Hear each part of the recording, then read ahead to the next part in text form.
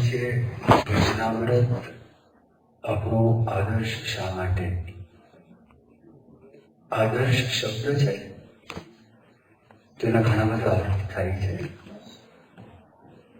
પણ બે અર્થો એના પર આપણે થોડીક વાત સાંભળીશું. એમાંથી એક અર્થ છે આદર્શ એટલે અરીસો, દર્પણ. જ્યારે આપણે અરીસાની અંદર જોઈએ તો તે વખતે આપણું મુખ કેવું છે, આપણું શરીર કેવું છે, સ્થૂળ શરીર, એનો આપણને પરિચય થાય છે, આપણને ખ્યાલ આવે. આપણે જેવા છીએ અરીસો આપણને એવું દેખાડે. વચનામૃત છે પણ અરીસો છે. જ્યારે આપણે વાંચન કરીએ, અરીસામાં જોઈએ તો આપણું સૂક્ષ્મ શરીર કેવું છે એના દર્શન થાય. આપણું કારણ શરીર કેવું છે એના આપણને દર્શન થાય. આપણો જીવ છે એનો વિકાસ કેટલો થયો છે, એને કેટલું બળ પ્રાપ્ત થયું છે, આધ્યાત્મિક માર્ગ ઉપર આપણે ક્યાં પર ઊભા છે એનું આપણે દર્શન થાય જો આપણે વચનામૃતનું નિયમિતપણે વાંચન કરતા હોઈએ તો. મોહન સ્વામી મહારાજ વાત કરે છે, આપણે પ્રભુ સ્વામી મહારાજને પૂછીએ કે સ્વામી આપ મારા પર રાજી છો? તો પ્રભુ સ્વામી મહારાજ આપણને કહેશે રાજી. પ્રભુ સ્વામી મહારાજ કોઈ દિવસ એવું નહીં કે હું તમારા પર હું રાજી છું. પણ મોહન સ્વામી મહારાજે કહ્યું કે આપણે વચનામૃતને પૂછવું કે પ્રભુ સ્વામી મહારાજ કેટલા રાજી છે. આપણે જયારે પત્ર લખીએ તમારા ઉપર મોહન સ્વામી મહારાજ તરફથી પત્ર આવે તો ભ લખે છે ને આગળ, પરમ ભગવદીય, પરમ ભક્તરાજ. અને આપણને કોઈ કેવું પણ કે છે તમે તો એકાંતિક છો, અને આપણને એવી પણ વાત કરશે, અને એ વાત ખોટી નથી. મોહન સ્વામી મહારાજની દ્રષ્ટિની અંદર બધા અક્ષર મુક્તો જ છે, એટલે આપણને કહે છે તમે અક્ષર મુક્ત છો. પણ વચનામૃતને પૂછો આપણે કેટલા મુક્ત છીએ, તો વચનામૃત આપણને કહેશે, એ આપણને સમજાવશે. પહેલી વાત પણ એક દ્રષ્ટિકોણથી સાચી છે, પણ આગળ આપણે વધવું હોય, આપણા જીવનમાં કોઈ ગાફલાઈ ન રહે, અને ખરેખર ભગવાનની સંતને આપણે રાજી કરવા હોય તો આપણે વિચાર કરવો પડે. હું શા માટે તમારી પાસે આ વાત કરું? અત્યારે મોહન સ્વામી મહારાજ પ્રભુ સ્વામી મહારાજની જગ્યાએ છે. મોહન સ્વામી મહારાજે પોતે વાત કરી, હવે પ્રોટોકોલ બદલાયો, એટલે એમની પાસે કોઈ પણ વ્યક્તિ આવશે ને એને પ્રોત્સાહન મળશે. ગમે તે સમાજ સેવક આવે, બીજા ધર્મને માનનારો આવે, ખાલી ભણવું જ છે એ વ્યક્તિ આવે, એટલે રમત રમવી છે એ વ્યક્તિ આવે, કોઈ પણ વ્યક્તિ આવે એ વ્યક્તિને પુષ્ટિ મળશે, એ વ્યક્તિ આગળ વધશે. પણ જે વખતે બાબા પ્રત્યક્ષ હતા અને તે વખતે મોહન સ્વામી મહારાજ છે કેવી વાત કરતા, હમણાં મેં તમને જે વાત કરી ને એવી વાત કરતા, અને એ સમજાવતા. તો તમને ખાલી વચનામૃતમાં આ અરીસો છે એ કેવી રીતે આપણને કામ લાગે, રાજીપાની મેં તમને વાત કરી ને, ભગવાનને સંત રાજી થાય. વચનામૃતને પૂછું તો વચનામૃતમાં ગરડા પ્રથમ પ્રકરણનું 78મું વચનામૃત છે. એ વચનામૃતની અંદર ત્યાં પ્રશ્ન પૂછે છે ત્યાગાનંદ સ્વામી. એ ત્યાગાનંદ સ્વામી પ્રશ્ન એવો પૂછીએ છે, આપણે કેમ વર્તીએ તો ભગવાન રાજી થાય? હવે વચનામૃત જોજો અને આપણે આપણું જીવન છે એની સાથે આપણે મેચ કરવું, તપાસ કરવું. તો શ્રીજી મહારાજ એવી વાત કરે છે, ભગવાન કેવી રીતે વર્તે તો રાજી થાય. પહેલી વાત કરી કે દેહના સુખને ઈચ્છવું નહીં. ભગવાનના દર્શનનો પણ લોભ રાખવો નહીં. ભગવાનના દર્શનનો લોભ રાખવો નહીં, દેહના સુખને ઈચ્છવું નહીં, અને ભગવાન જેમ કહે પ્રમાણે કરું તેના પર ભગવાન રાજી થાય. એ જ વતનામૃત છે. એમાં અધારાનંદ સ્વામી છે બીજો એક પ્રશ્ન પૂછે છે. અધારાનંદ સ્વામી એવો પ્રશ્ન પૂછે છે, કેમ વર્તે તો ભગવાનને સંત, આમાં સંતની પણ વાત કરી, અતિ પ્રસન્ન થાય. જવાબની અંદર શ્રીજી મહારાજ એવી વાત કરે છે, પંચ વર્તમાન એમાં આપણે કોઈ રીતે ફેરફાર પાડવા દઈએ નહીં, તો એના પર ભગવાનને સંત અતિ રાજી થાય, પ્રસન્ન થાય. આમાં કોઈ સંશય નથી. આપણે બોલાવે તો રાજીપો, ના બોલાવે તો કુરાજીપો, એવું નથી. પંચવર્તમાનની વાત કરી તો પંચવર્તમાન આજે નિર્લોભ, નિસ્વાર્થ, નિસ્નેહ, નિર્માણ, નિષ્કામ આ પાંચ વર્તમાન છે. સામાન્યપણે એવું લાગે કે આ સંતો માટે જ છે, પણ સંતો માટેનું જે ધર્મામૃત છે ને એના નિવેદનની અંદર પ્રમુખ સ્વામી મહારાજ લખે છે, આ હરિભક્તો માટે પણ છે. ભલે એના જે નિયમો છે એવા નિયમો તમારા માટે નથી, પણ તમારી રીતે પણ આ પંચવર્તમાન છે. તો મહારાજ એ પ્રમુખ સ્વામી મહારાજ આ વાત આપણને સમજાવે છે, કરે છે. આ તો મેં તમને એક ઉદાહરણ આપ્યું. બીજી એક વાત, ગરડા પ્રથમ પ્રકરણનું 49મું વતનામૃત. એ વતનામૃતમાં બ્રહ્માનંદ સ્વામી કહે છે, મહારાજ આ જગતના જે પદાર્થ છે ને એની સામે તો વૃત્તિ એમને રહે છે, અને ભગવાનની અંદર વૃત્તિ રાખવી હોય તો સુધી જોડે કરીને આપણે કરી ત્યારે માંડ રહે છે. ત્યારે શ્રીજી મહારાજે કીધું કે ભગવાનનો ભક્ત હોય એ વૃત્તિ તો ભગવાનમાં જ રહે, અને એને તો એ જ ફિકર રહે કે મારે જગતના પદાર્થમાં વૃત્તિ રાખવી કઠણ પડશે. હવે આ જેવી વાત આવે તો આપણે વિચાર કરીએ, મારે આપણે ક્યાં ઉભા છે, ભગતમાં છીએ કે નથી? બહારના લોકો આપણને ભગત કહે છે, પણ શ્રીજી મહારાજ એક દ્રષ્ટિએ આપણું જયારે અવલોકન કરે છે અને મૂલ્યાંકન કરે છે તો એમાંથી પણ આપણું પાણી નીકળી જાય છે. તો આ બધી વાતો એ વતનામૃતની અંદર છે. જ્યાં સુધી આપણે બ્રહ્મરૂપ થઈએ ત્યાં સુધીની બધી વાતો કરેલી છે. એટલે વતનામૃત સાધક માટે બહુ જરૂરી વસ્તુ છે. એના જીવનમાં કોઈ દિવસ અભિમાન ના આવે, એના મનમાં એમ ન થાય મેં ઘણું બધું કરેલું છે. જેવું વતનામૃત જોઈએ તરત ખબર પડે આપણે ક્યાં ઉભા છીએ. મેં તમને 3 વતનામૃત કયા. ચોથું એક વતનામૃત છે મધ્યનું 25મું વતનામૃત. ભગવાન અતિશય રાજી કેવી રીતે થાય એનો સાર આટલો જ છે. અતિ નિર્માની પણ ગ્રહસ્થ કે ત્યાગી બંનેની વાત કરી છે. ગ્રહસ્થ હોય, ખાવાનું મળતું ન હોય, સંત ઉપર કેટલો પ્રેમ હોય, કેટલું દિનાધીનપણું હોય. 1 ગામનું રાજ આવે, 5 ગામનું આવે, 10 ગામનું આવે, 50નું આવે, 100નું આવે, આખી પૃથ્વીનું આવે. આ બધું લખેલું છે અંદર. ઇન્દ્રલોક આવે, બ્રહ્માનો લોક મળે, એનું પણ આધિપત્ય પ્રાપ્ત થાય. તો પણ પ્રથમ જયારે ઘરમાં કઈ ખાવાનું મળતું નહોતું તે વખતે જેવી રીતે દિનાધીનપણે વર્તતો હતો એવી રીતે જો ભગવાનના સંત પાસે વર્તે એના પર ભગવાન અતિ પ્રસન્ન થાય.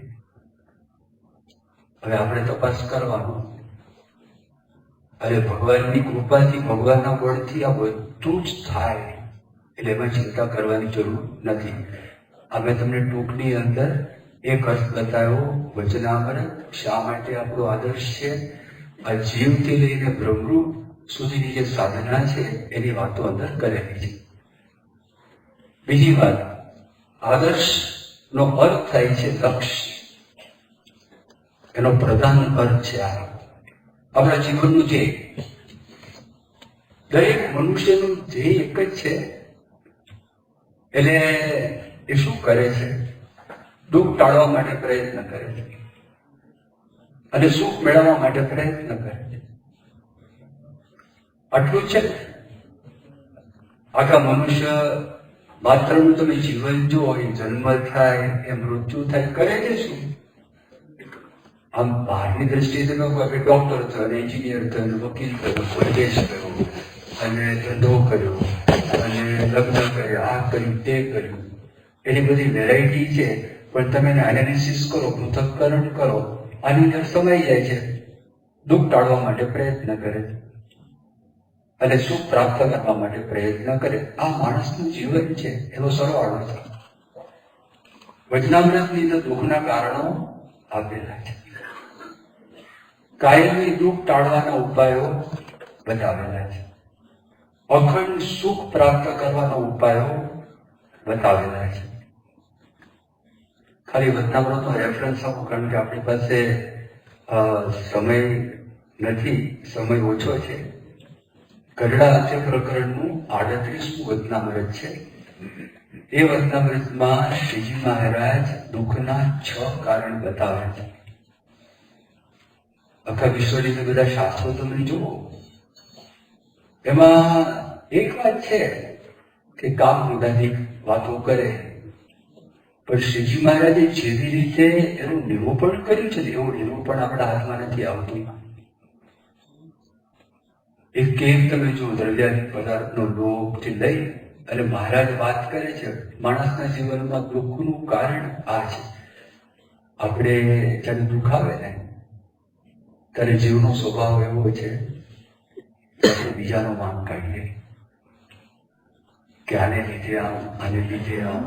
શ્રીજી મહારાજ આપણને આ વાત સમજાવે છે. જો એના પર માણસ જાય ને તો ઘણી બધી રાહત એના અંતરની અંદર થઈ જાય. 6 કારણ જે આપણે ઓડિયો એનિમેટ્રોનિક શો છે અક્ષરધામમાં છેલ્લો સંસ્કાર હિતકારી આમાં જે વાત કરી છે એ વાત છે. અખંડ સુખ ગઢડા હાસ્ય પ્રકરણનું 8મું વચનામૃત છે. અખંડ સુખ એનો સાર એટલો જ છે, ભગવાનને સંત મળ્યા છે આપણને આજે મહંત સ્વામી મહારાજ, એમાં આપણને અતિશય પ્રેમ થાય, અતિશય મિત્રતા થાય, એના સંગે આપણે રાજી રહીએ, એનાથી કોઈ દિવસ ઉદાસ થઈએ નહીં. અને ઇન્દ્રિયો અંતઃકરણનો જો સંયમ હોય તો અખંડ સુખ. આ અખંડ સુખના ઉપાય કરવાનું આપણે છે, ઉપાય બતાવ્યા મહારાજે. એટલા માટે વચનામૃત આપણો આદર્શ છે. પણ કેટલું સુખ, જયારે માણસ સુખની વાતો કરે છે ને, જે વચનામૃતમાં સુખની વાતો કરી છે ને, બીજા કોઈ શાસ્ત્રમાં આવા સુખની વાત નથી. એના માટે તમને 3 વચનામૃત કહું. એક વચનામૃત છે ગઢડા હાસ્ય પ્રકરણનું 11. જો વચનામૃતો ઘણા છે, તમને વિગતની બધી વાતો છે એ પણ તમને થશે જ્ઞાન સત્રમાં, પણ અત્યારે હું તમને ટૂંકમાં કહું છું. ગઢડા હાસ્યના 11માં મુક્તાનંદ સ્વામી પ્રશ્ન પૂછે, નિર્વિકલ્પ સમાધિમાં જેની શાંતિ હોય એ સમાધિ વગર પણ શાંતિ કેવી રીતે થાય, એનો ઉપાય શું છે? શ્રીજી મહારાજ કહે છે, દેહમાં આપણને જે પ્રેમ છે ને, શરીરમાં દ્રઢ પ્રેમ ને આત્મબુદ્ધિ છે, એવો પ્રેમ અને આત્મબુદ્ધિ ભગવાનને સંતમાં થાય તો સમાધિ વગર પણ અખંડ શાંતિ. પ્રશ્ન થાય ને કેવી રીતે પ્રેમ કરવો, તો જો એટલી દયા છે, એટલી બધી કૃપા છે, એનું સ્વરૂપ જ એવું છે ને આપણને પ્રેમ થાય. તમે એમની પાસે જાઓ, દર્શન કરો, તમને હેત થાય, એવું સ્વરૂપ ધારણ કર્યું છે. વળી સમયે સમયે આપણને બોલાવે, ચલાવે, આપણને સામેથી હેત કરે, એટલે આપણને એમાં હેત થાય. અને જેવું હેત થાય આપણે વિશ્વાસ આવે, વિશ્વાસ આવે એટલે આજ્ઞા પડે, આજ્ઞા પડે એટલે અંતર શુદ્ધ થાય, અંતર શુદ્ધ થાય એટલે વધારે સ્મરણ થાય, અને વધારે સ્મરણ થાય એ મૂર્તિમાન શાંતિનું સ્વરૂપ છે. આપણા અંતરમાં શાંતિ રહે.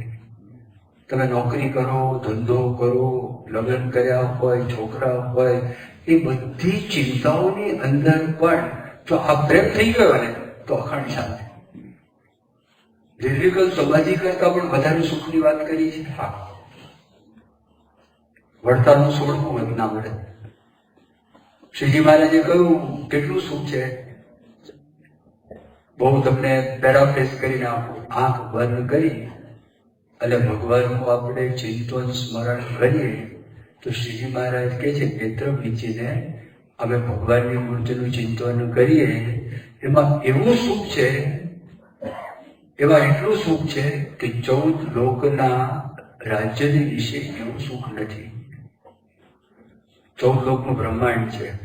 આ પૃથ્વી ઉપર 6 લોક છે, પૃથ્વી નીચે 7 લોક છે, પૃથ્વી ગણી 14 લોક છે.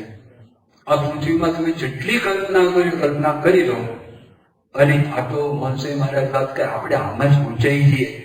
કોઈ પણ એક વસ્તુ ખાલી આઈફોનમાં ઊંચાઈ જઈએ છે. આઈફોન ને ટેબ્લેટ ને તમે જુઓ. હમણાં મને ગઈકાલે આદર્શ સ્વામી વાત કરી, પહેલી વખતે સમજો સાંભળ્યો પબજી. મારું શું પબજી છે, પણ છોકરાઓ એમાંથી બહાર જ નીકળતા નથી. આટલામાં આગળ ગયા. ત્યાં પૃથ્વીમાં તો આવું કેટલું પબજી છે, ગબજી પબજી કાલે ગબજી આવશે, આ ગપલોક છે એ આવશે. હવે એમાં માણસ હલવાઈ જાય છે. તો 14 લોકના બ્રહ્માંડ મહારાજ કે છે ખાલી નેત્ર વીંચીને સ્મરણ. કેટલા પૈસા ધર્માદો કેટલા આપવાનું, 10 પૈસા. કેટલી વખત ઝાડુ કાઢવાનું મંદિરનું, કઈ જ નહીં. આ થાય, પણ એ થાય એના માટે ઝાડુ કાઢવું પડે, એના માટે આપણે આ બધું કરવું પડે. ખાલી કરવાનું તો આ છે. હવે એના કરતા આગળની વાત કરી છે સારંગપુરનું પહેલું વચનામૃત. મહારાજે વાત કરી કે ભગવાનના એક નિમેષ માત્રના દર્શન, તે પર અનંત કોટી બ્રહ્માંડના વિષય સુખને વારી ફેરીને નાખી દઈએ. અને ભગવાનના એક રૂપમાં જેટલું સુખ છે તેટલું અનંત કોટી બ્રહ્માંડના વિષય સુખ ભેગા કરીએ. ભગવાનના એક રોમના કોટીમાં ભાગની બરોબર ના થાય. ભગવાનનો એક રોમ, એના કરોડ કટકા કરો, એક બાજુ એક કટકો એમાંથી લો અને બીજું બાજુ અનંત કોટી બ્રહ્માંડના સુખ મૂકો, એના કરતા ભગવાનનું સુખ અનંત ઘણું વધી જાય. આવી વાત ક્યાંય નહીં મળે. જો માણસને આદર્શ લક્ષ્ય સુખ પ્રાપ્તિ છે, આના કરતા મોટી વાત ક્યાંય નથી. આના કરતા આગળની વાત છે. આના કરતા આગળની વાત મનસાઈ મહારાજ વાત કરી, અનંત કોટી બ્રહ્માંડનું સુખ છે ને અક્ષર મુક્તો પાસે તલ સમાન. અને અનંત અક્ષર મુક્તોનું સુખ છે અક્ષર બ્રહ્મ પાસે તલ સમાન. અને અક્ષર બ્રહ્મ એક છે અનંત અર્ધ શ્રીજી મહારાજની મૂર્તિ પાસે તલ સમાન. હવે કેવી રીતે ભોગવવું? મેં કીધું ને, આઈફોન ભોગવી શકતા નથી, એમાં માણસનું મગજ ખસી જાય, એ માતા પિતા છોડી દે છે. થોડુંક કંઈ થાય તો આ ભગવાનનું સુખ આપણે ભોગવવા માટે પાત્ર થવું પડે ને. પાત્ર થયા વગર તો ગાંડ પણ ચાલે. માણસ ગાંડો થઈ જાય, કદાચ લોટરી લાગીને એને હાર્ટ એટેક આવી ગયો, આટલા પૈસા. તો એના માટે પાત્ર થવું એટલે બ્રહ્મરૂપ થવું. તેનો ઉપાય વચનામૃતમાં બતાવ્યો છે. કેવી રીતે બ્રહ્મરૂપ થવું? મધ્યનું 31 કરડા, મધ્ય પ્રકરણ 31. બ્રહ્મનો મનન દ્વારા સંગ કરો. કેવી રીતે સંગ કરો? આકાશનો સંગ થાય તો બ્રહ્મ તો બધે છે, એનો સંગ કેમ ન કરો? વચનામૃતમાં લખ્યું છે બ્રહ્મ એટલે એકાંતિક સંત. તો એકાંતિક સંત આવ્યા છે, એનો સંગ કરો તો બ્રહ્મરૂપ થવાય. અને બ્રહ્મરૂપ થાય ભગવાનની ભક્તિ આપણને પ્રાપ્ત થાય. આવી અતિ અલૌકિક વાત વચનામૃતની અંદર છે. માટે વચનામૃત આપણો આદર્શ છે. શ્રી સ્વામિનારાયણ ભગવાન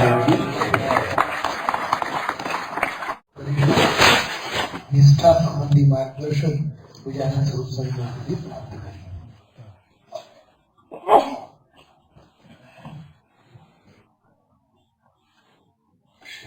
સ્વામિનારાયણ ભગવાન જય.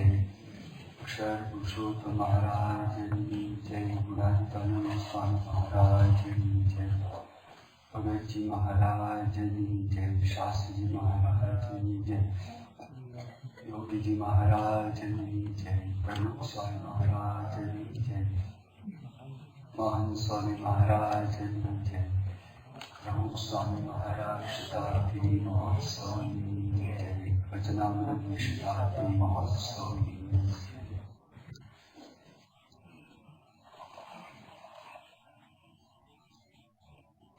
નિષ્ઠાની વાત કરી. આપણે મનહરતાની મહાપૂજા થઈ હતી.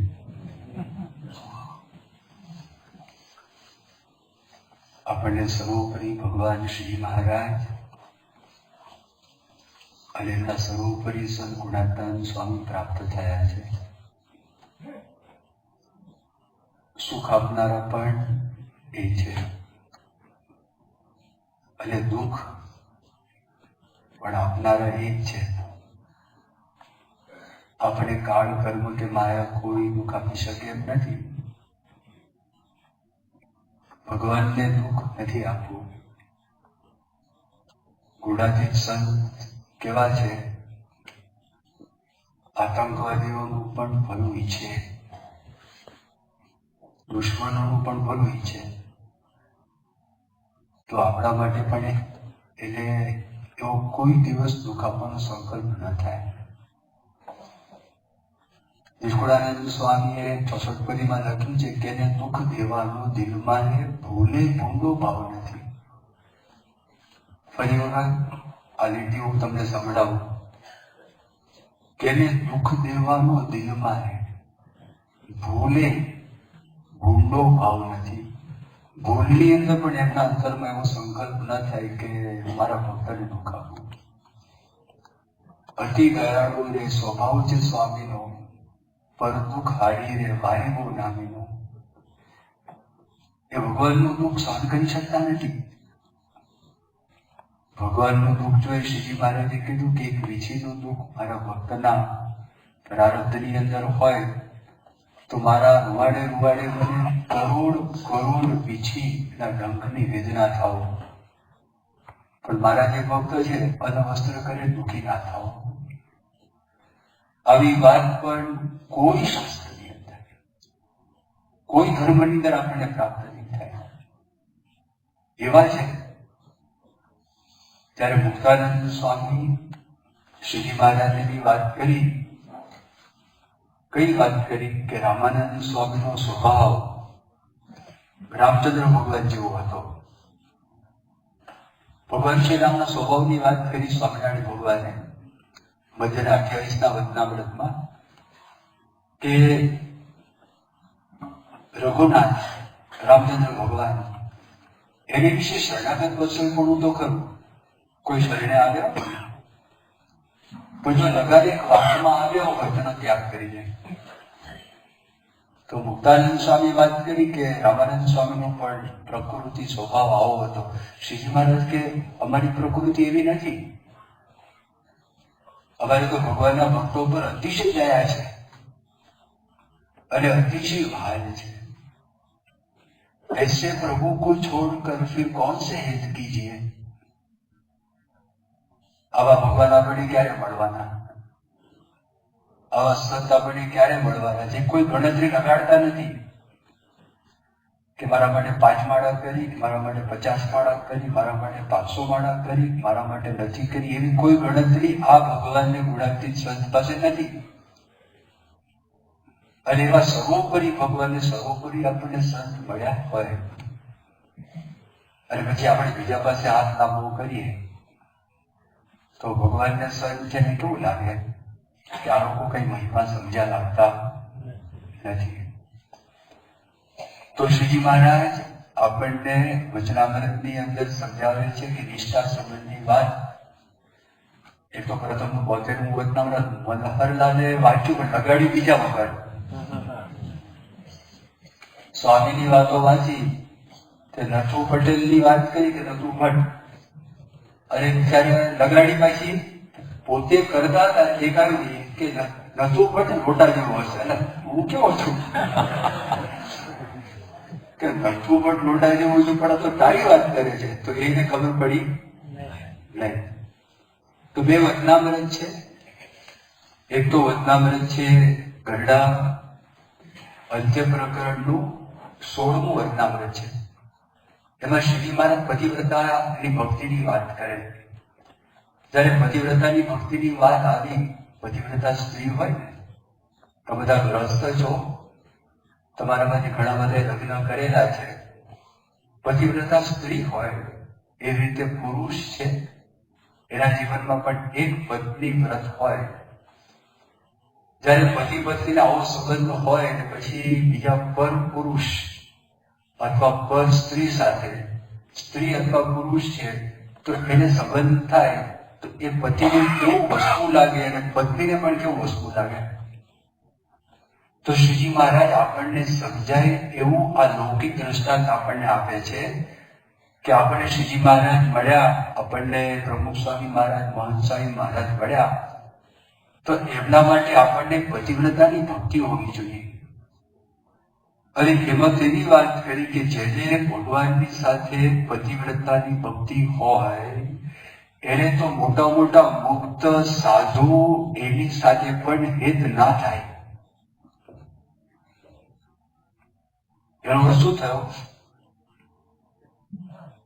મહંત સ્વામી મહારાજ માટે, પ્રમુખ સ્વામી મહારાજ માટે આપણે આવી ભક્તિ હોય તો મોટા મોટા મુક્ત સાધુ ડોક્ટર સ્વામી, કોઠારી સ્વામી, ત્યાગવરમ સ્વામી, ઈશ્વર સ્વામી જેવા સંતો સાથે હિત ના થાય. આવા મેં તમને શબ્દો કીધા ને, પણ મારે તમને સમજાવવું પડશે પાછું. આ શબ્દો લઈ જતા નહીં. કારણ કે શ્રીજી મહારાજે પ્રથમનું 3જું વચનામૃત લખ્યું, એમાં વાત કરી કે બધા સાધુ, બધા સત્સંગી અને બ્રહ્મચારી એ બધા સાથે હિત રાખો. તો આ બે વાત કેમ કરી? તો શ્રીજી મહારાજ એવું સમજાવવા માંગે છે કે આ બધા સાથે કેવું હિત રાખવું. ડોક્ટર સ્વામી, કોઠારી સ્વામી વગેરે સદગુરુ સંતો હરિભક્તો સાથે એવું હિત રાખવું. આપણે માથું આપી દેવું પડે, આપણે માથું આપવા માટે તૈયાર થઈ એવું હિત રાખવાનું છે.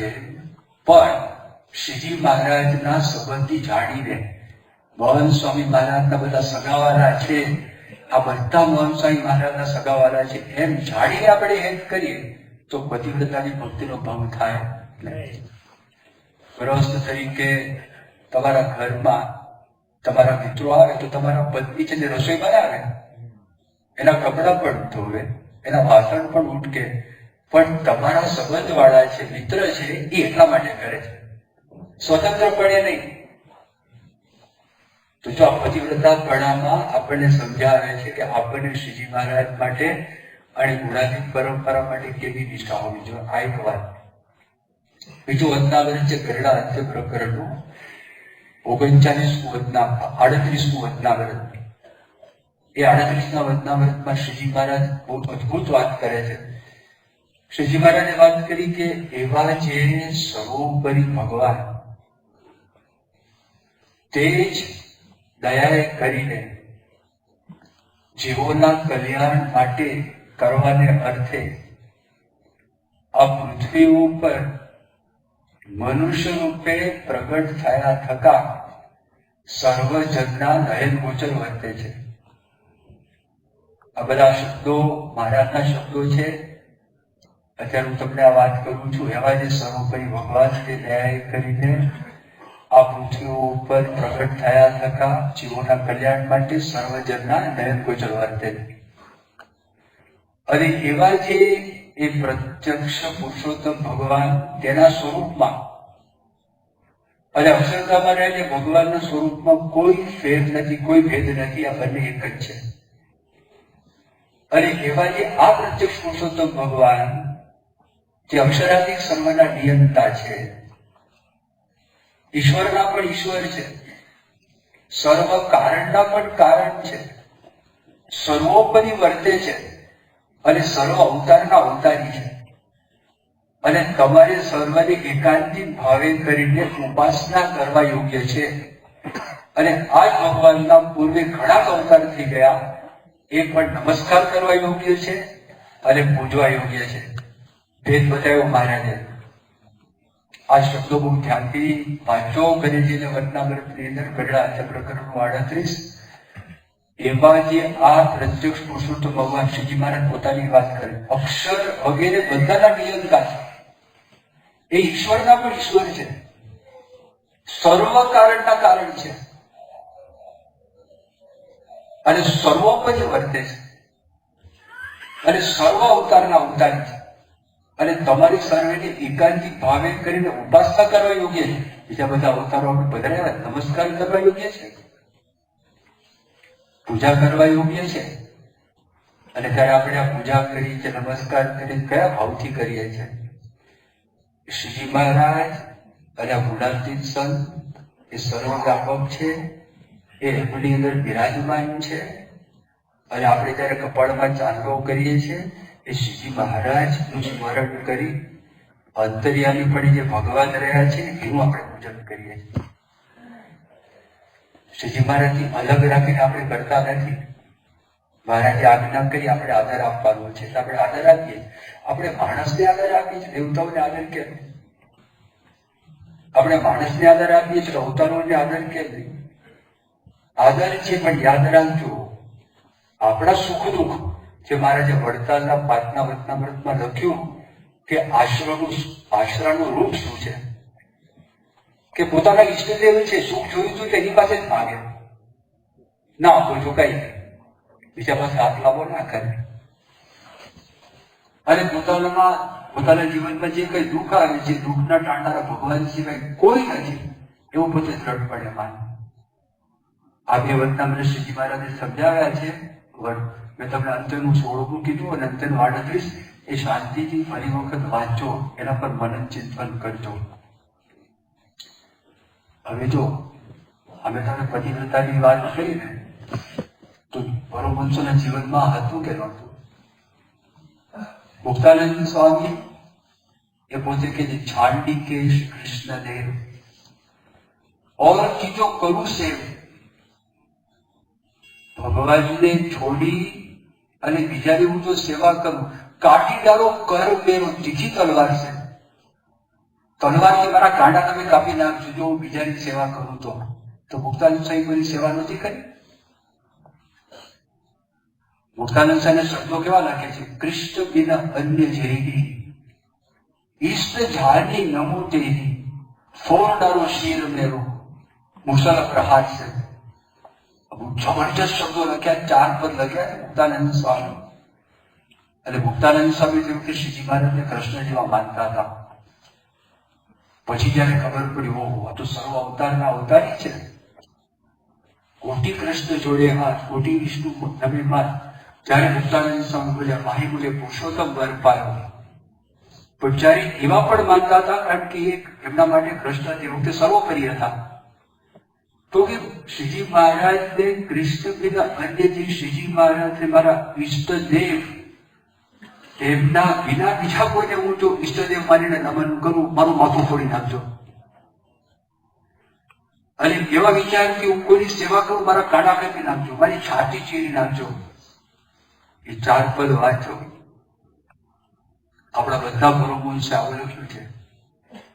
પ્રેમાનંદ સ્વામી, તો પ્રેમાનંદ સ્વામીના આ જ ભજન છે, હમ તો હરિ સહજાનંદ રૂપ સે બતવારે, હમ તો હરિ સહજાનંદ रूप से बतवारे, हमारे सुख संपत एही प्राण जीवन प्यारे, भावे को सुंदर कहो भावे कहो कारे, हमको यही रूप बिना और सकल खारे. આ બધા એક એક શબ્દો વાંચો. અને આ છાંડી શ્રી કૃષ્ણદેવ, પછી બીજું પદ છે છાંડી શ્રી ઘનશ્યામ, એ તો કમલા તોડી નાખે એવું પદ છે. એમાં વર્ણન કરે, આપણને સમજાવે છે શું આશરો કહેવાય, શું નિષ્ઠા કહેવાય. તમારામાંથી કેટલા પાસે જમીન હશે, ખેતી હશે, તમારે આંબા વાવા હોય, કેરીનો મોટલો તમે વાવો, અંદર વાવી અને મહિનો થાય ને એને કાઢીને બીજા સ્થાનમાં વાવો, પછી મહિનો થાય ત્રીજા સ્થાનમાં વાવો. આખી જિંદગી સુધી તમે વાવો આમ કરો, થાય માંથી? એમાં કશું ના થાય. વર્ષો પહેલા સુરેશ રાજગુરુ આપણે અત્યારે અમેરિકા છે એ ભાવનગર પાસે ગારિયાધાર એમનું ગામ. હવે આવેલા બાપા પાસે હોટલમાં અધિવેશનમાં દ્રષ્ટાંત આપેલું. બાપા એટલા બધા હસેલા. સાહેબે કીધું કે દહીં કરવું હોય તમારે, હવે દહીં કરવું હોય પછી શિયાળો હોય, સરસ મજાનું દૂધ હોય, તમે એને ગરમ કર્યું હોય, ગરમ કરી થોડું બુફાળું રાખ્યું હોય અને વેડવણ પણ તમારું વ્યવસ્થિત હોય, બીજ પાવરફુલ હોય, તમે વેડવણ અંદર નાખો અને પછી તમે 1 કલાક પછી અંદર આંગળી ફેરવો કે મળ્યું કે ના મળ્યું, પછી બીજો કલાકે પછી આંગળી નાખો, સારું મળ્યું કે ના મળ્યું. કે સવાર સુધી કલાકે આંગળી ઘાલ કરો તો સવારે ખોદા થઈ જાય, બીજું કઈ થાય. પણ તમને વિશ્વાસ હોય, ગળવણ નાખ્યું છે, દૂધ વ્યવસ્થિત છે, ટેમ્પરેચર માપનું છે, શિયાળો છે, તો સવારે એવું નહીં થાય તમે ચોસલા પાડો. એમ એવી રીતે આપણા સર્વોપરી ભગવાન મળ્યા છે તો આ લોક પરલોકની બધા કામ નહીં થાય. તો આપણે શા માટે બીજા માટે હાથ લાંબો કરો છો? અને કોઈ દિવસ મેળ પડે નહીં અને ભગવાનના ધામની આપણને પ્રાપ્તિ પણ ન થાય. એમાંથી પણ આપણે બહાર નીકળી જઈએ, આપણે બાકાત થઈ જઈએ. એટલે એક ગુરુ કા આશ્રમ, एक गुरु की टेक, इतने से राजी रहो औरन से उदास. एक गुरु का आश्रम, एक गुरु की टेक, इतने से राजी रहो औरन से उदास. जो कोईની ઉપેક્ષા નથી, કોઈનું અપમાન નથી. નરેન્દ્ર મોદી તમને ઓળખાણ થઈ હોય અને વ્યવસ્થિત તો પછી તમે એસો પાસે જાઓ, આસિસ્ટન્ટ પાસે જાઓ, તો પ્યુન પાસે જાઓ કે ભાઈ મોદીને ખબર પડે મારી પાસે આવે છે ત્યાંય જાય છે તો મોદી તને મારો વિશ્વાસ નથી. એટલે કેટલી સત્તા છે, કેટલી તાકાત છે, કેટલા પાવર છે એ મહારાજ આપણને આ સમજાવે છે. અનન્ય આશરાની જે વાત કરે છે, આ નિષ્ઠાની વાત કરે છે, તો એ આપણા જીવનને અતિશય દ્રઢ થાય. અને બીજો વિચાર કરો તો શ્રીજી મહારાજ પોતે પૂર્ણ પુરુષોત્તમ નારાયણ છે. મહારાજ તો હાથીના પગલાની કે બીજા બધા જ પગલા છે એનો સમાવેશ થઈ જાય છે. આ સ્કૂલમાં કોકના મનમાં ડર લાગે કે ભાઈ આપણે આ કરતા હતા, હવે આપણે આ કરીએ છીએ તો આપણું શું થશે. કોઈ સ્કૂલમાં તમારા દીકરાને બેસાડ્યો હોય અને પછી સારી સ્કૂલ આવે તમે બેસાડો તો તમને દુઃખ થાય કે જૂની સ્કૂલ હજી ચાલુ રાખો. જૂની સ્કૂલનો કોઈ નિંદા નથી, પણ જૂની સ્કૂલ કરતા તમે સારામાં ગયા. ગોરબીના માર્કંડભાઈ દવે હતા, બ્રાહ્મણો લગભગ શિવપંથી હોય. પછી બાપા મળ્યા, રાજી થઈ ગયા, ખુશ થઈ ગયા. અને માર્કંડભાઈ આવ્યા, માળા શરૂ કરી. પછી એના મનમાં શંકા પડી, પહેલી માળા કરતા હતા, આ માળા કરતા હતા. યોગી બાપાને વાત કરી કે સ્વામી આવી તો હું પેલા પહેલી માળા કરતો તો હવે સ્વામિનારાયણ કરું છું તો મને કઈ તકલીફ નહીં પડે ને. યોગી બાપા કે ગુરુ તમે 6ઠા ધોરણમાં ભણતા હો અને 7મામાં તમને પ્રમોશન મળે તો મા બાપ રાજી થાય કે ના થાય? એમ તમે પૂર્વે જે કરતા હતા અને અત્યારે તમારે પ્રમોશન મળ્યું તો એ રાજી થશે. એ તો પ્રસન્ન છે કે વાહ શાબાશ ચાલે. એ પ્રસંગો થયા છે કે નથી થયા? સરદારજી હતા, પંજાબથી આવેલા હતા, સોમનાથ મહાદેવની પૂજા કરતા હતા. એ મહાદેવે દર્શન દઈને કીધું મોક્ષ જોઈતો તો પ્રભુ સાહેબ પાસે જાઓ. મોટા સ્વામી હતા, ડાકોરમાં રણછોડજીની પૂજા કરતા હતા. મોક્ષ જોઈતો હોય તો શાસ્ત્રી મહારાજ પાસે જાઓ એ વાત કરી. ખુશાલ કાકા હતા, 25 વર્ષ ડાકોરજીની પૂનમ ભરી, ભગવાન પ્રગટ થયા અને કીધું મોક્ષ જોઈતો હોય તો પ્રભુ સ્વામી મહારાજ પાસે જાઓ. કેટલા પ્રસંગો બની ગયા છે. તો એ પ્રસંગોમાં પણ એ ખ્યાલ આવે કે જો આપણે મોક્ષ જોઈતો હોય તો આપણને આવી સર્વોપરી પ્રાપ્તિ થઈ છે. એટલે એ નિષ્ઠા છે, નિષ્ઠાની અંદર આખું પાછું થવા ના દેવું. આમાં પેલા મનમોહનલાલની મહાપૂજામાં આવ્યું ને કે બહુ તારણ બહુ બળ એ ખબર પડી. એક તાતણું બધું તૂટી જાય પણ ઘણા તાતણા ભેગા કરીએ તો કામ થાય. એમ એક ખાલી આપણે શ્રીજી મહારાજના મોઢાની પરંપરા મૂકે એક તાતણું થયું પણ આ બધા ભેગા કરીએ ને આટલા બધા તો બહુ પડ્યું છે આપણું કામ થાય. એટલે બહુ રસોઈયા ભેગા કરે તો શું થાય? તો બધામાં બહુ તારણ બહુ બળ ના ચાલે. હાર્ટની સર્જરી કરવી હોય, બાયપાસ સર્જરી, અને બધા ડોક્ટરો ભેગા કરીએ તો પેલો ધામમાં પહોંચી જાય, એ ઉગડી જાય. એ બહુ તારણ બહુ બળથી આગળ ચાલે નહીં. પણ માણસના જીવનમાં અમુક પ્રકારની બીક છે ને એટલે થાય. પણ થોડીક દ્રઢતા આપણા જીવનમાં રાખવી જોઈએ, નિષ્ઠા ઉપર રાખવું જોઈએ. બીસી પટેલ લંડન વાળા, એમનો એક દીકરો એ અપંગ એકલા, એટલે પછી દેશમાંથી લંડન એક ભાઈ ગયા હતા. તેણે વાત કરી કે આ છોકરો સાજો થઈ જાય, હું તમને આ દવા આપું છું, પણ તમારે અઠવાડિયાની અંદર, એટલે એક સંતોષી માની વાત કરી કે તમારે એનો ગુરુવાર આવે છે, કયો આવે છે? શુક્રવાર. તો શુક્રવાર કરવો પડે. એ કે જો ભાઈ, એ તમે દવા આપીએ તો આપો, અને મારો દીકરાને સાજો કરવો હોય તો કરો, અને ન કરવો હોય તો કરી લે, પણ આ નહીં થાય. મારે એક જ મારા ગુરુ છે, મારા ઈષ્ટદેવ એક છે, એમાં કોઈ ફેરફાર ન થાય. આ છોકરો સાચો થયો નથી, એને કોઈ પ્રશ્ન નથી. અને એટલે ખબર છે કે આવી રીતે સાચો કરવા માટે પણ આવે તો પ્રારંભ છે એ પાછું ભોગવવું પડે. એટલે આ બધી વાતોમાં આપણું મન બીજે ફરે છે.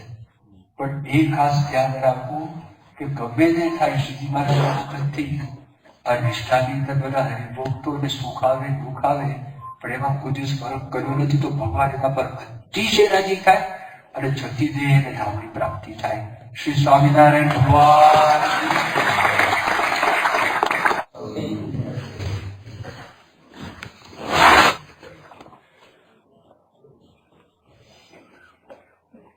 પહેલું પ્રવચન,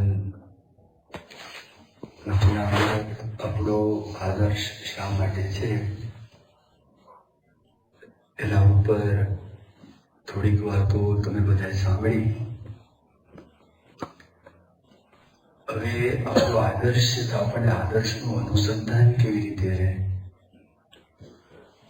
તો સમાપનની અંદર આપણે એ વાત સાંભળવાની છે.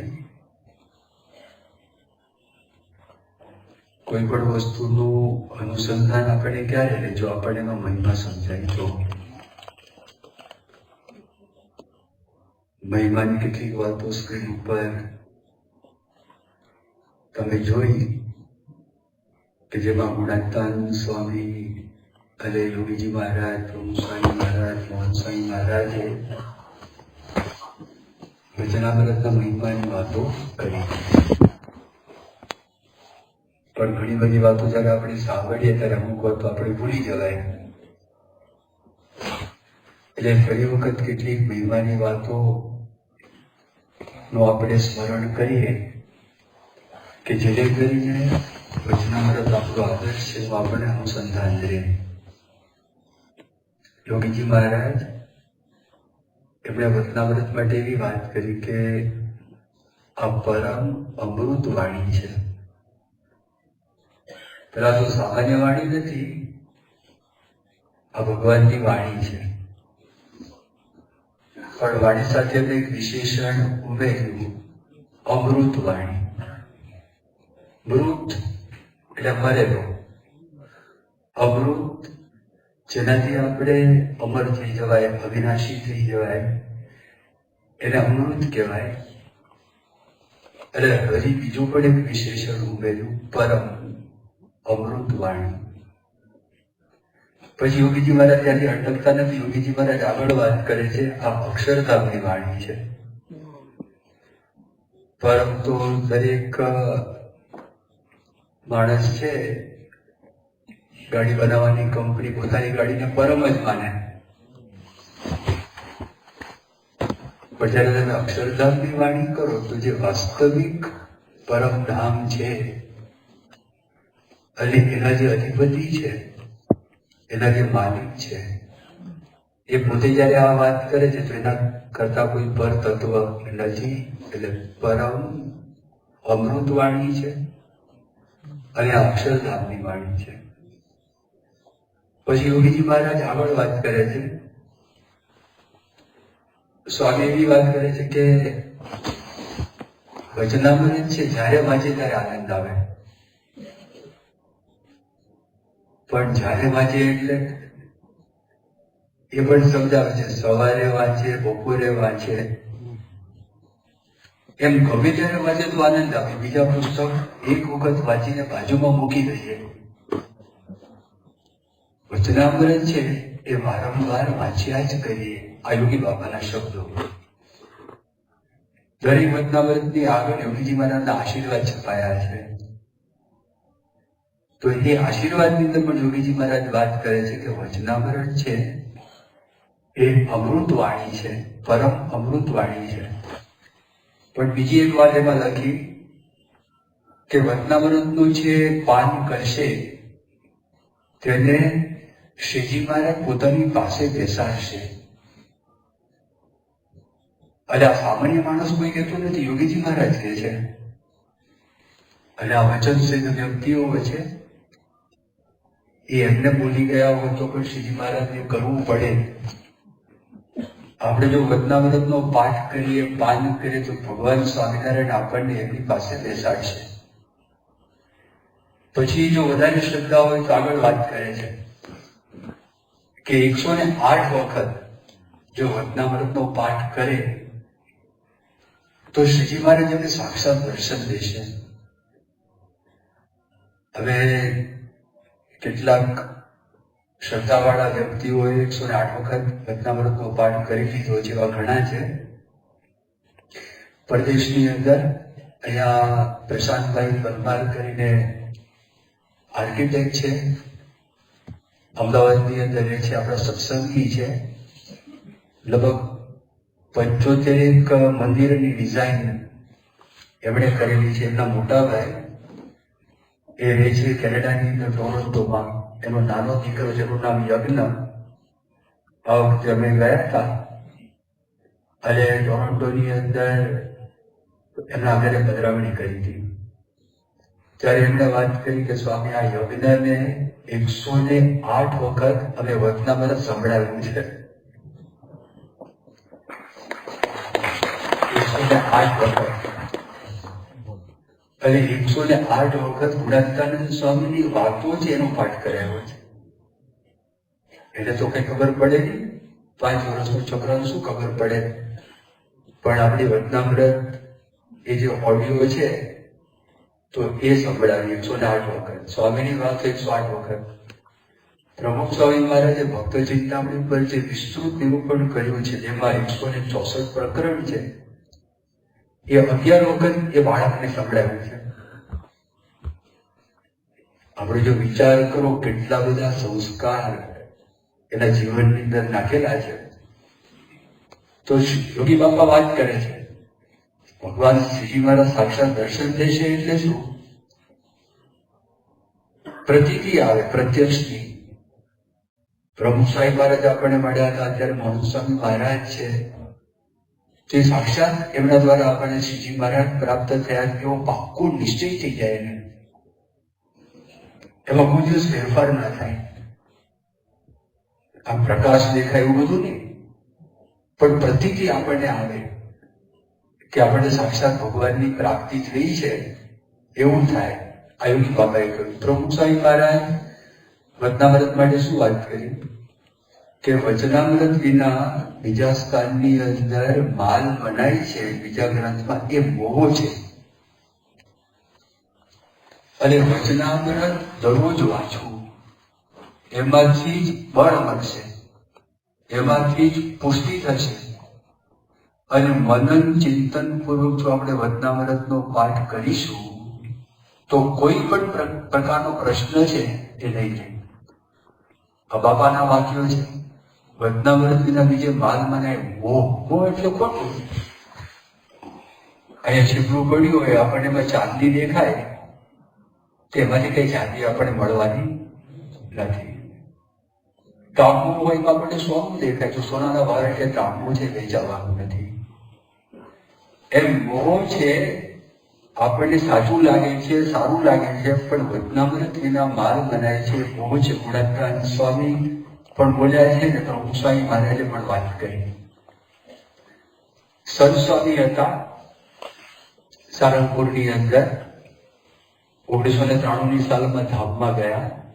શાસ્ત્રીજી મહારાજ એમને દીક્ષા આપેલી. વચનામૃતના પ્રખર અભ્યાસી, તપસ્વી, જ્ઞાન વૃદ્ધ, પ્રમુખ સ્વામી મહારાજ કરતા 15 વર્ષ ઉંમરની અંદર મોટા, વર્ષો સુધી છેવટ સુધી એક જ ટાઈમોથી જમતા હતા. આખો ભાલ પ્રદેશ છે, ભાલ પ્રદેશમાં લોકો એમને ભગવાન તરીકે માનતા. એવી છાપ સંત સ્વામીની હતી. અને પ્રમુખ સ્વામી મહારાજના શબ્દોની અંદર એ આપણા સંસ્થાના ફિલોસોફર છે. અત્યારે જેમ ભદ્રેશ સ્વામી છે, સૂર્યપ્રકાશ સ્વામી છે, બીજા આ વિદ્વાન સંતો જે તાત્વિક પ્રશ્નો છે એનો જવાબ આપણને આપી શકે, જે સંસ્કૃતમાં ભણેલા છે. તો સંત સ્વામી તો કઈ ભણેલા નતા. તો સંત સ્વામી માટે પ્રમુખ સ્વામી આવી મહારાજ વાત કરતા કે આપણા ફિલોસોફર છે, તમે ગમે તે પ્રશ્ન પૂછો એના જવાબ આવડે. એક વખત એક સંતે સંત સ્વામીને પૂછ્યું કે સ્વામી આપને કેટલા વચનામૃત આવડે? સંત સ્વામી કે 262 સિદ્ધ. 262 આવડે ને 262 સિદ્ધમાં બહુ ફરક છે. તો એ સંત સ્વામી કહેતા કે સાધુ થયા, મેં 3 વ્યક્તિનો સમાગમ કર્યો છે. એક શ્રીજી મહારાજનો, બીજી વ્યક્તિ ગુણાતીતાનંદ સ્વામી, ત્રીજી વ્યક્તિ નિષ્કુળાનંદ સ્વામી. સતત એમને આ 4 પુસ્તકો છે એના ઉપર જ ફોકસ કરેલું. વચનામૃત, ગુણાતીતાનંદ સ્વામીની વાતો, ભક્ત ચિંતા અને નિષ્કુળાનંદ કાર્ય. હવે આપણને ખબર ન પડે સ્વામિનારાયણ ભગવાનનો આપણે સમાગમ ક્યાં કરવા માટે જવાના. વચનામૃત તમે જેવું ખોલો, સ્વામિનારાયણ ભગવાનનો સમાગમ છે. આ એમણે મહિમાની વાત કરી, એટલી બધી શ્રદ્ધા. તો સંત સ્વામી તો ચારખંડ ગામના, લૌકિક દ્રષ્ટિએ સંત સ્વામી ભણેલા પણ નહીં. અને સંત સ્વામી બધી સેવા કરી છે. સંત સ્વામી પૂજારીની પણ સેવા કરી છે. ભંડારી રસોઈ જાતે બનાવતા, બ્રાહ્મણ મહારાજ બનાવે એવી રીતે નહીં. જાતે સારંગપુરની અંદર જે ચૂલો હતી, જે ચૂલામાં છાણા હોય, લાકડા હોય, એને પાડીને રસોઈ બનાવવાની હોય, બધું સંત સ્વામી કરેલું. પણ સંત સ્વામી રસોઈ બનાવતા બનાવતા વચનામૃત મોઢે કરતા તો કીધું મને એટલી બધી શ્રદ્ધા હતી, 50 વચનામૃત મોઢે કરેલા. અને સારંગપુરમાં તમે જાઓ એનો ક્રમ પ્રમાણે જ આવે. પેલું વચનામૃત, બીજું, ત્રીજું, ચોથું, એનું રોજ નિરૂપણ થયા કરે. તો સંત સ્વામી આવી વાત કરતા. હર્ષદભાઈ દવે, પૂજ્ય ઈશ્વરચરણ સ્વામીના પૂર્વાશ્રમના પિતાશ્રી, જેમણે આપણા બધા જીવન ચરિત્રો લખ્યા ને, શ્રીજી મહારાજનું, ગુણાતીતાનંદ સ્વામીનું, ભગતજી મહારાજનું, શાસ્ત્રીજી મહારાજનું, આ બધા જીવન ચરિત્રો હર્ષદભાઈ લખ્યા છે. અને ઇંગ્લિશની અંદર writer philosophy of Shri Swaminarayan એ લખનારા હર્ષદભાઈ. વચનામૃત છે એનો ગુજરાતીમાંથી અંગ્રેજી અનુવાદ કરનારા પહેલો હર્ષદભાઈ. હવે એ હર્ષદભાઈ, અમે જ્યારે સાધુ થયા પહેલા અમે કિશોરો હતા. એક વખત મુંબઈની અંદર દાદર મંદિરમાં આવ્યા. 3જે માળે ત્યાં આગળ સભા મંડપ હતો નાનો, યજ્ઞ પુરુષ વ્યાખ્યાન ખંડ. એકદમ જ વાત કરી અમને એ કે આ વચનામૃત છે ને, તમે અભ્યાસ કરશો ગાંડા થઈ જશો. અને કીધું આજે 30 વર્ષ મને થયા વચનામૃતના અભ્યાસ કરતા કરતા. 10 વર્ષ શાસ્ત્રીજી મહારાજના યોગમાં, 20 વર્ષ યોગીજી મહારાજના યોગમાં, એટલે 30 વર્ષ મને થયા. 1972 સાલની આ વાત છે. એમણે કીધું આજે પણ મને નવા નવા અર્થો વચનામૃતમાંથી સમજાય છે. જે યોગીજી મહારાજે વાત કરી ને કે વચનામૃત તમે વાંચીને મૂકી દો, નવા નવા અર્થો સમજાય. અને પછી મને વાત કરી કે હમણાં જ ઘરેથી વચનામૃત વાંચીને આવ્યો અને ગરડા મધ્ય પ્રકરણનું 9મું વચનામૃત વાંચતો હતો. એમાં શ્રીજી મહારાજ એવી વાત કરે આ વાર્તા મૂર્તિમાન છે. તો હું તો વાંચતો જ તો વચનામૃત, વાર્તા મૂર્તિમાન. આજે મૂર્તિમાન આ માઇક્રોફોન જે મૂર્તિમાન છે, સાકાર આકાર છે, આ ઘડિયાળને આકાર છે, અહીંયા બધાને આકાર છે. વાતને કેવી રીતે આકાર હોય? તો શ્રીજી મહારાજ એમ કે આ વાતો મૂર્તિમાન છે. પછી એમની જ પ્રેરણાથી ખબર પડી કે મૂર્તિમાન શું શ્રીજી મહારાજ પોતાની વાત મધ્યના 9મા વચનામૃતમાં કરે છે. અને શ્રીજી મહારાજ તો મૂર્તિ પોતે સાકાર આ લોકમાં આવેલા. તો મહારાજ પોતાની વાત કરે છે એ સમજાવવા માંગે એટલે કે આ બધા અર્થો તમને સમજાશે. હવે કદાચ તમારામાંથી કોકને, આમ તો બધા તમે સંપર્ક કાર્ય કરતા હો છો, ઘણા વખતથી સત્સંગ કરો છો, તમારામાંથી ઘણા વચનામૃત વાંચતા હશે અને ઘણા નહીં પણ વાંચતા હોય, એ બધું હશે. તમારામાંથી કોક ભણેલા પણ નહીં હોય. ભણેલા હશે ને પ્રશ્ન નથી, પણ જે ભણ્યા ના હોય એના મનમાં એક શંકા ઉત્પન્ન થાય, અથવા ભણેલા એને પણ થાય કે આ વચનામૃત સમજાતું નથી એટલે વાંચતા નથી. તો પ્રતિપ્રશ્ન એ થાય અથવા તેનો જવાબ કે વાંચ્યા વગર સમજાશે? તરતા શીખવું છે પણ પાણીમાં જવું નથી. તમારી પાસે કોઈ આવે કે મારે તરતા શીખવું છે, તો કે જા તું પાણીની અંદર, કુવામાં, સ્વિમિંગ પુલમાં, કે ભાઈ ના, કેમ? તને તરતા આવડતું નથી. કે અંદર ગયા વગર તરતા કેવી રીતે આવડશે? એમ વચનામૃત ખોલ્યા વગર વચનામૃત સમજાશે કેવી રીતે? મહારાજના આશીર્વાદ છે, મહારાજનું વરદાન છે. જે વચનામૃતનો અભ્યાસ રાખશે બધા અર્થો આપોઆપ સમજાશે. આ સંત સ્વામીની વાત કરું તમને. સંત સ્વામી હતા, સનાતન સ્વામી, બાળમુકુંદ સ્વામી, આ કોઈ ભણેલા નહીં. શાસ્ત્રી મહારાજના વખતના સંતો ભણેલા નહીં, પણ રોજ વચનામૃત વાંચવાનો નિયમ. તે વાંચતા વાંચતા કેવું નિરૂપણ કરે. મોટો પંડિત હોય, વિદ્વાન હોય, એને પણ નવાઈ લાગે કે આ ગામડાનો કોઈ વ્યક્તિ છે, 3 ધોરણ 5 ધોરણ ભણેલા છે, અને એ વ્યક્તિ આ વચનામૃત છે, વચનામૃતનું નિરૂપણ કરે છે. જો હરિભક્તોમાં એવું છે, વલ્લભભાઈ ભણેલા નહીં. અહીંયા ઉત્તર ગુજરાતમાં પણ તમે જુઓ ને કેટલા હરિભક્તો છે, તે 4-4 કલાક વચનામૃત ઉપર વાતો કરે. તો કેવી રીતે કરી શકે છે? એ અભ્યાસ કર્યો છે.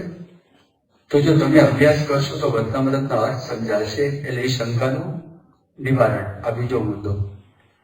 ત્રીજો મુદ્દો કયો? જો પહેલો મુદ્દો મહિમાની વાત કરી, આ બીજો મુદ્દો આપણને મનમાં પ્રશ્ન થાય એનું નિરાકરણ કેવી રીતે છે મેં વાત કરી. ત્રીજો મુદ્દો વચનામૃત વાંચવું કેવી રીતે. તો પહેલી વાત, વચનામૃત કેવી રીતે વાંચવું એના માટે બહુ આદર રાખવો. આજે ગુરુ ગ્રંથ સાહેબ છે, તમે કોઈ પણ શીખના ગુરુદ્વારામાં જાઓ તો ગુરુ ગોવિંદસિંહની જે વાણી છે એ લોકોએ ભેગું કર્યું છે ને, કોઈ સદગુરુ હોય, એ લોકોના પ્રગટ ગુરુ હોય, એવી રીતે એ ગ્રંથ સાહેબ છે. તો એના માટે લોકોને એટલો બધો આદર છે. માથે રૂમાલ પહેરવાનું, એટલે ત્યાં આગળ ઉપર સ્થાન આપવાનું, રેશમી કાપડ પાથરેલું હોય, આદર.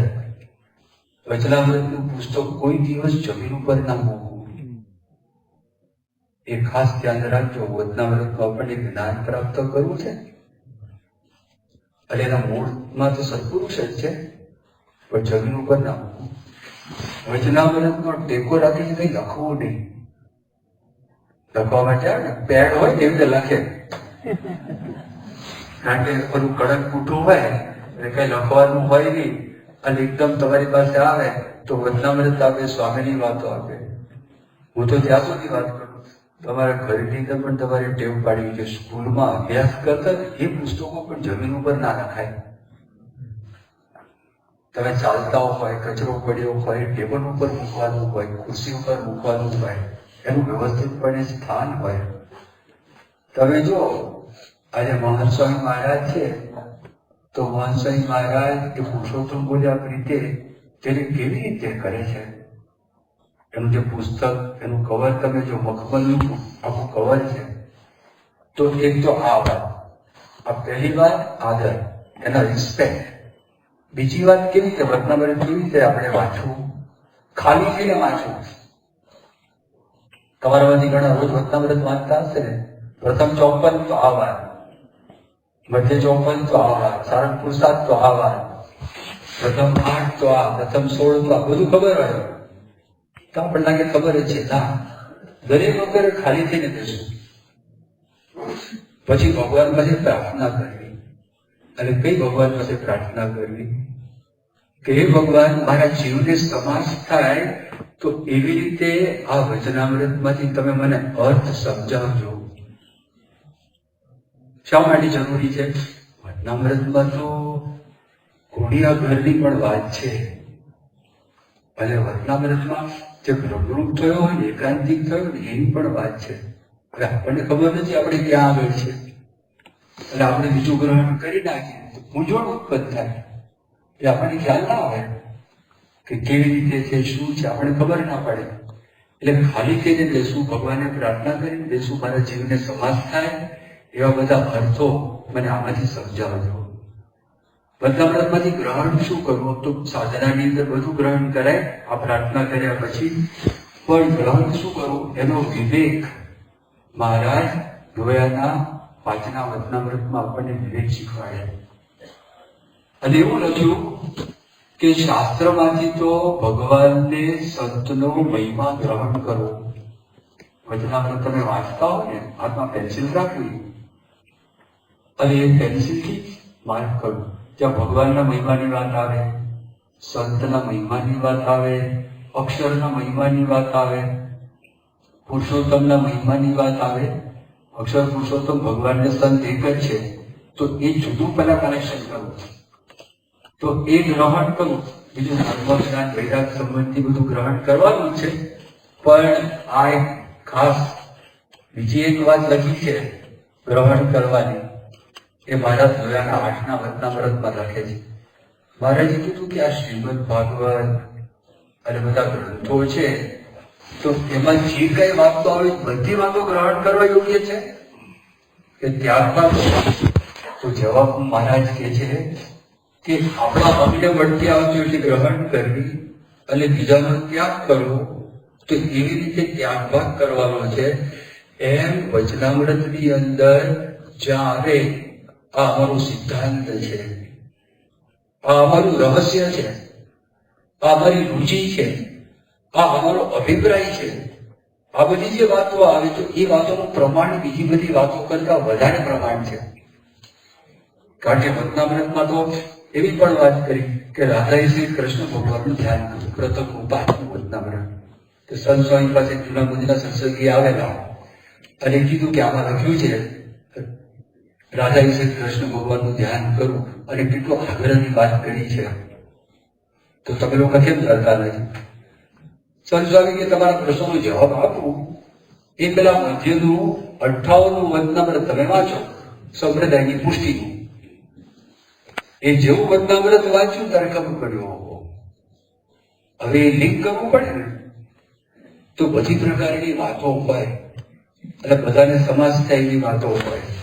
બધી પ્રકારની વાતો બધાને સમાસ થાય અને બધાને સેટ થાય એવી રીતે મહારાજે અલગ અલગ પ્રકારની વાતો કરી. ઉત્કૃષ્ટ વાત છે, ઉત્કૃષ્ટ વાત આપણે ગ્રહણ કરી. શ્રીજી મહારાજનું સર્વોપરીપણું છે, એ બધી વાતો આપણે ગ્રહણ કરીએ તો આપણે વાંધો આવે નહીં. તો વચનામૃત કેવી રીતે વાંચન કરવું એની આ બધી આ રીત છે, અને એ રીત પ્રમાણે આપણે જે તો વાંધો આવે નહીં. આ ત્રીજો મુદ્દો. વચનામૃતનો સાર શું છે? વચનામૃતનો સાર સત્પુરુષ છે. સત્પુરુષ છે ને એ વચનામૃતનું મૂર્તિમાન સ્વરૂપ છે, હાલતું ચાલતું. કેમ?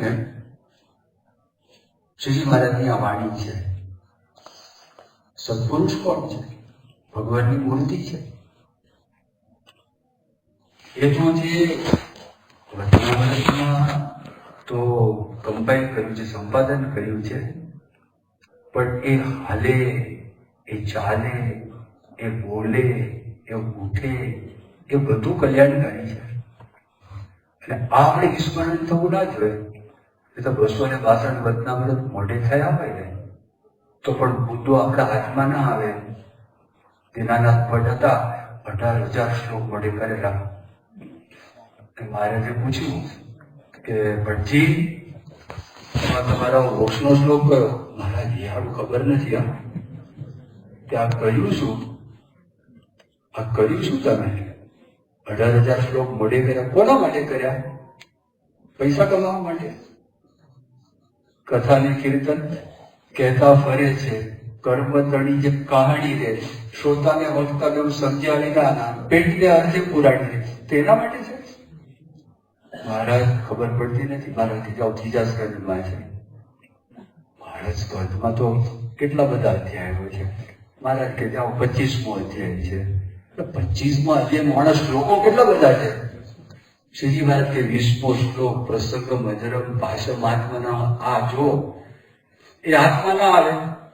હવે સત્પુરુષો આપણને મળે નહીં ને તો સત્પુરુષ વગર આ વચનામૃતનો અર્થ આપણને સમજાય નહીં. રૂપે રવાડે ચડી જવાય, ફટાફટ થઈ જવાય. એટલે એનો સાર સત્પુરુષ છે. વધેલું 28મું એક વચનામૃત તમે નોંધ કરજો અને એ વચનામૃત વારંવાર વાંચો. એમાં શ્રીજી મહારાજ આ વાત સમજાવે, સર્વ શાસ્ત્રનો સાર ભગવાનને રાજી કરવા. અને ભગવાન રાજી થાય તો મન કર્મ વચને ભગવાનના ભક્તની સેવા. કયા ભક્ત? ઉડાને ખરેખરા ભક્ત. અને એના સંબંધવાળા સંતોની ભક્તોની જો સેવા કરીએ, આ જો કરીએ, આ એનો સાર. અને 5મો મુદ્દો છેલ્લો એક પ્રસંગ ગઈ અને આપણે પૂરું કરીએ. આ સમાપનમાં શું કરવાનું? તો યોગીજી મહારાજ હતા. યોગીજી મહારાજને બહુ જ ઈચ્છા હતી કે મને ભગતજી મહારાજના દર્શન તો થયા છે, પણ જાગા ભગતના દર્શન મને થયા નથી. તો સોપલામાં જાગા ભગતના દર્શન થાય તો સારું. રાજકોટમાં હતા, જાગા ભગતે દર્શન દીધા અને એકદમ બેઠા હતા. યોગી બાપા ઉભા થઈ ગયા, જાગા ભગતે દંડવત કર્યા. પછી હાથ જોડ્યા. જાગા ભગતે 2 વાત કરી સ્વપ્નમાં. જાગા ભગતે એવું કીધું કે એક તો સત્પુરુષનો સંગ અને સત્શાસ્ત્રનું વ્યસન, આ 2 વસ્તુ રાખજો. સત્પુરુષનો સંગ આજે મોહન સ્વામી મહારાજ, પ્રભુ સ્વામી મહારાજ, એ બધા શ્રીજી મહારાજ તેની આપણું જીવન ચરિત્ર છે ને એનો સંગ. અને એ સત્શાસ્ત્ર થયા. અને મોહન સ્વામી મહારાજ આવ્યા હોય, આપણે એમના દર્શનનો લાભ લઈએ, આપણે એમની કથા વાર્તા સાંભળીએ, પણ શું કીધું? એનું વ્યસન રાખવું. વ્યસન એના વગર રહેવાય જ નહીં. મેં સવારે પેલી વાત કરી હતી ને પબજીની, તો પબજીમાં કેવું વ્યસન છે. હજી તો મને કોઈ કે વાત કરી કે સાહેબ એટલું બધું વ્યસન આ લોકોને પડેલું છે એનું, તો એ સતત ચાલુ રસ્તામાં ચાલતા હોય ચાલુ હોય. પેલા આવે છે શું? તો કે એમાં ધમાલ આવે. મેં શેરી ધમાલ આવે. તો કેવી રીતે ઘર તોડવું અને ઘરમાં દાખલ કેવી રીતે થવું, કેવી રીતે કોઈને ઉડાવી દેવા, એ બધા મૂક્યા હોય. એની પાસે રમત નથી, ગમે તે વિડીયો છે, પણ માણસો કરે છે ને આ બધા. એટલે કઈ કિશોરો હોય, કિશોરીઓ હોય, બાળકો, બાલિકાઓ, હવે તો મોટાઈ લાગેલા પાછા એની અંદર. હવે એ વ્યસન કહેવાય, રેવાય નહીં. અત્યારે તમે બધા બેઠા છો, આપણે કીર્તન આરાધના હોય તો બધા ઊંઘ ઉડી જાય. અથવા તો અહીંયા સંવાદ ચાલે ને ડ્રામા, એટલે આવે મહાભારતમાંથી, ફલાણામાંથી, તો પછી બધું ઉડી જાય. કારણ કે એમાં આપણને રસ પડે ને આદત. પછી છાપા વાંચવાનું વ્યસન હોય ઘણાને. છાપા વાંચ્યા વગર પેટ સાફ ના આવે. મેં તમને સંત સ્વામીની વાત કરી તો સંત સ્વામી એવું કહેતા, 2 વાત કરતા, ગમત કરતા કે મા વગર ચાલે પણ ચા વગર ના ચાલે, અને પાપા વગર ચાલે પણ છાપા વગર ના ચાલે. આવું સંસાર બોલતા. હવે એ વખતે જૂના જમાનાની વાત તો અત્યારે ચાલુ છે. મેગેઝિન હોય, નવલકથા હોય, સિરિયલ હોય, પછી ભલે ને આમ લાગે સ્વામી તારક મહેતા તો સત્સંગી છે. આવ્યું ને તારક મહેતાનું આવ્યું હતું ને તે તો સત્સંગી છે, પણ એ પોતે નથી જોતા. અબ્દુલ કલામ છે, જોઈ જ નથી. જો તમે આપણા ગુજરાતના ચીફ સેક્રેટરી હતા એક બાલકૃષ્ણ સાહેબ, એ ટીવી જોયું જ નથી, આપણે જોતા જ નતા. એટલે જો એમાં જે વ્યસન છે ને એમ ધીરે ધીરે આ સમજવા માટે પ્રયત્ન કરશો ને ગોષ્ઠી કરશો. આ વચનામૃત મારે એક વાત કહેવાની રહી ગઈ કે કેવી રીતે વાંચો. પરમ સત્ય છે આ, એક પણ શબ્દ મિથ્યા નથી, એક પણ શબ્દ ખોટો નથી. ભલે આપણને સમજાતું નથી, બધા પરમ સત્ય શબ્દો છે આ. અને જે અંતિમ સત્ય છે એને આ વાતો આપણને કરેલી અને એ આપણને મૂર્તિમાન મળેલા. એટલે આટલી વાત આપણે જીવનમાં આપણે લેવી જોઈએ. મહિમાની વાત કરી, શંકર મૂર્તાઈની વાત કરી, કેવી રીતે વાંચવું એની વાત કરી. વચનામૃતનો સાર શું છે એ કીધું. સત્પુરુષ મનસાઈ મહારાજ અને જાગા ભગતનું વાત કરી. સત્પુરુષ અને સત્શાસ્ત્રનું વ્યસન પાડવું. શ્રી સ્વામિનારાયણ ભગવાન.